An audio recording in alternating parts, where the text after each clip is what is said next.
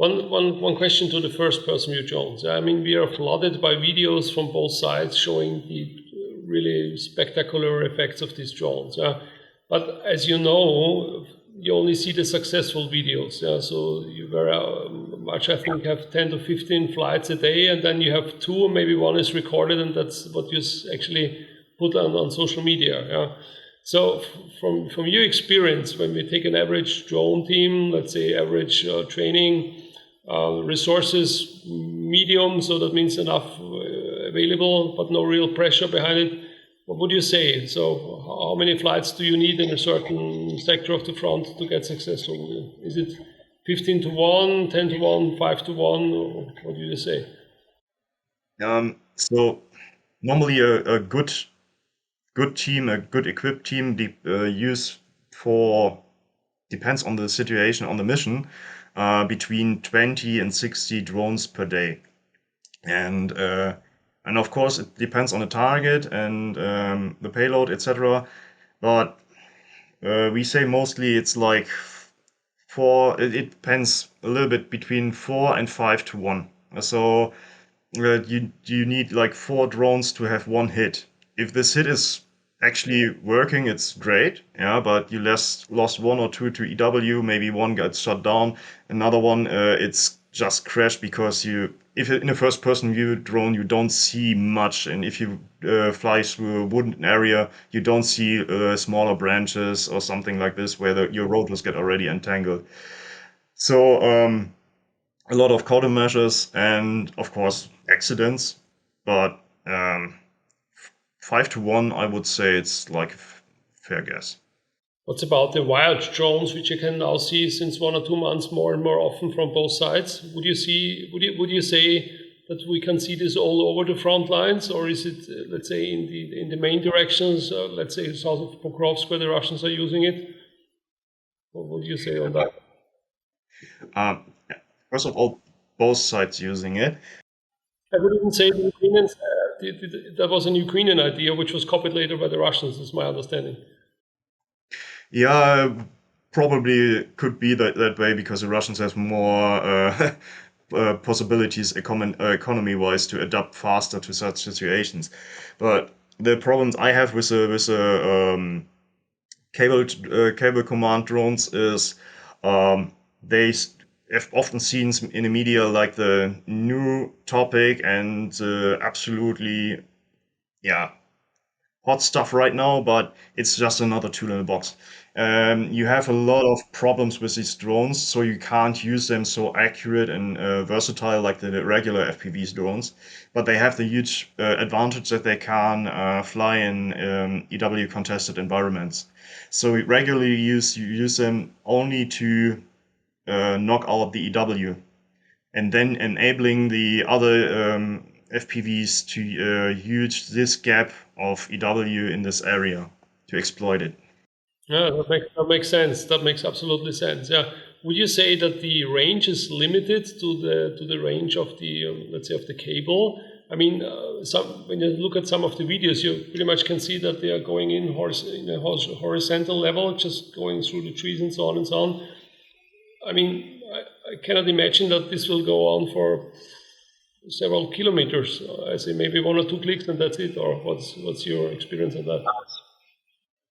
So on paper you have actually a pretty good range. Some of these fiber optic cables are like 10 kilometers long, but the problem is you can't fly through too much complicated maneuvers or complicated areas like if you have like forest areas or overhead cable stuff, and then you got already problems because you got easily entangled. It's like the same problems you had on the old ATGMs like Milan, where you have the guidance cable. If you get it entangled in some bushes or branches or so, it can easily get ripped off or get wrong communication. That's the same problem with the fiber optic drones. So you can't do so complicated maneuvers like flying into the house through a few rooms to reach your target. You definitely can't do this. But you can get a target over a certain distance, not necessarily a straight line, but to a certain degree also in some wood lines, but not nearly as much like the regular FPVs. Yeah. What's your experience when it comes to electronic warfare means, actually? Because it's my understanding that the Russians already have saturated the whole front line with those different capabilities which they have available. They not only affect very capable weapon systems like the HIMARS, so the GMLRS rocket, or the JDAM-ER, so the Joint Direct Attack Munition Extended Range, or even the Excalibur shell, for example. But how is it on the lowest level? Is there still the possibility to communicate to each other, or do you actually use runners to get the message through? What was your experience on that? That was actually a huge problem, and it's so much present on a large scale that you have to adjust to it, and you wouldn't have guessed that. They have certain systems where they can block out every signal in a dozen-kilometer radius. The really large systems, I don't know how they call it. They look like a 40 feet container with dozens of antennas. We call them a grill because they grill every frequency in a certain radius. But then we have also specialized jamming in different areas. The most regular target is, of course, the drones. We lost a lot of drones to EW, to certain aspects of spoofing also. So we received in the beginning of 23 a batch of highly praised Western drones, which I better don't mention here right now. I know what you're talking about. They were already not that kind of successful in Afghanistan, and it was even worse now in Ukraine, actually. Yeah, I know the type. Yeah, actually, there are two of them. Yeah.